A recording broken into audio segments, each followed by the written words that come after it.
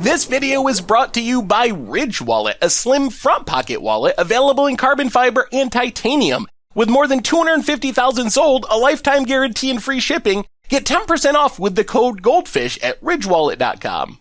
Hello everyone, it's Seth, probably better known as Saffron Olive, and it's time for another Instant Deck Tech. So as you know, Tuesday means it's Type 2 or Standard Tuesday. And this week, we got a deck that's not only super sweet, but also super cheap and apparently pretty competitive. It has multiple 5-0 finishes on Magic Online. So if you're looking for a competitive ultra budget deck, $52 a paper, 20 ticks on Magic Online, to play out the last few weeks of M19 Standard before rotation Guilds of Ravnica, Slither Blade Blue might be a good option. So this exact build comes to us from Tomb Simon, who took it to a 5-0 finish in a competitive Standard League on Magic Online. So congrats to Tomb Simon on a super cool deck. A quick reminder before we break down Slither Blade Blue for Standard. If you enjoy this deck and you'll want to see it made into videos, take a minute, click the like button, the subscribe button, leave a comment, anything you can do to support your deck, because whichever deck is most popular gets a shot at being made into videos next week. So Slither Blade Blue is kind of this mono blue aggro slash tempo-y style deck, and the big creatures in this deck are two evasive 1-drops. First off, we got Slither Blade. Slither Blade doesn't look like a card that you would be playing competitively in Standard, but in this deck, it's actually one of the better cards. So for 1 mana, you get a 1/2. The big deal is it just straight up can't be blocked. So we're looking to play our Slither Blade, kind of make it a little bit better than it might be naturally with a specific aura that we'll talk about in a bit, and get in some damage, just kind of tempo our opponent out of the game. Our backup 1-drop is Siren Storm Tamer, which sadly does die to Goblin Chain Whirler, but is evasive thanks to flying, and gives us a way to protect our other things, or ourselves even, from our opponent's spells. We can sack it for 1 mana, counter a spell or ability that counters one of our creatures or us, so if our opponent tries to kill our Slither Blade or one of our other things, Siren Storm Tamer can kind of eat the removal spell instead.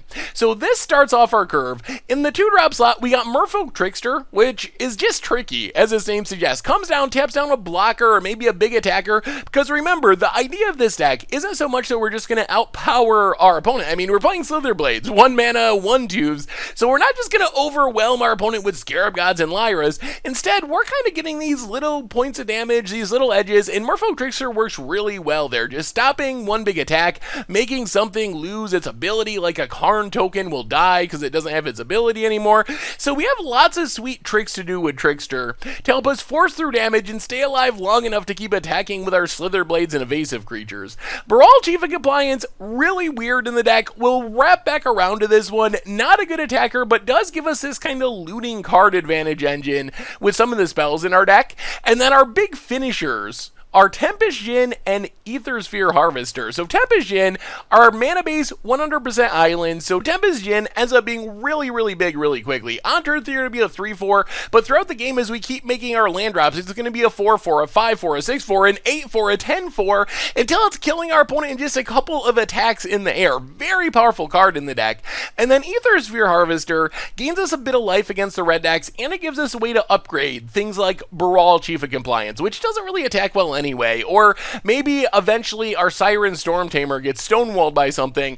We can use those to crew our Harvester, keep getting in damage once our smaller creatures kind of get stopped by our opponent's bigger creatures. The key card outside of our creatures for this deck is Curious Obsession. What our deck really wants to be doing is sticking that Slither Blade or a Siren Storm Tamer, an evasive threat, putting a Curious Obsession on it to make it bigger and to give us this repeatable card advantage engine. So every turn we're attacking, drawing a card, attacking, drawing a card, and as we're hitting for 2 and then playing another creature, so maybe now we're hitting for 3, and tempoing our opponent out of the game with these spells by drawing all these cards to make sure we continually have interaction and more threats, hopefully that adds up to us winning the game. So Curious Obsession, very important to the plan.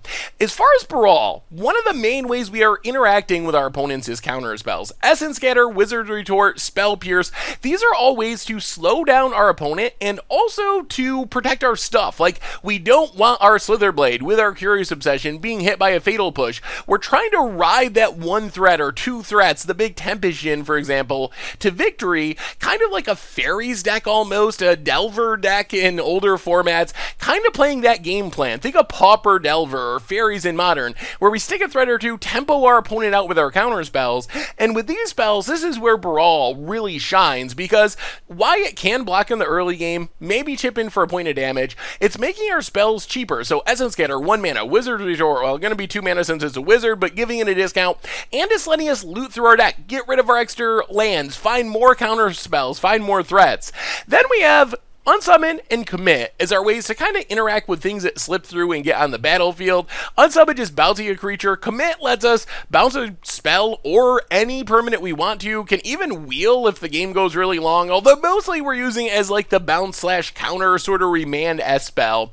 Mana base, as we mentioned, super simple. 22 islands, pumping our Tempest Djinn. Sideboard, we get more counter spells. Negate for the control / combo matchups. Syncopate, a little bit cheaper, especially good when we're on the play and can counter our opponent's 2-drop. Then we have Deep Freeze and Ether Meltdown as a removal. Deep Freeze is very important because it deals with things like Scarab God and Hazoret, because it not only turns a creature into a 0/4 wall, which we don't really care about because our creatures are evasive, but it also makes it lose its ability, so we're not getting ground out by Scarab God reanimating things or Hazoret discarding cards.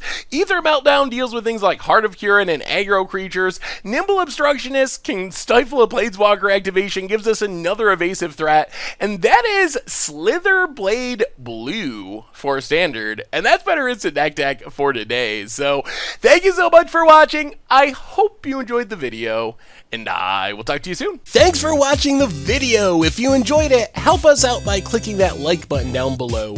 And to keep up on all the latest and greatest, click that subscribe button. And don't forget to hit that bell icon to get alerts whenever we have new videos. And if you want to, check out some of our other sweet videos here and here.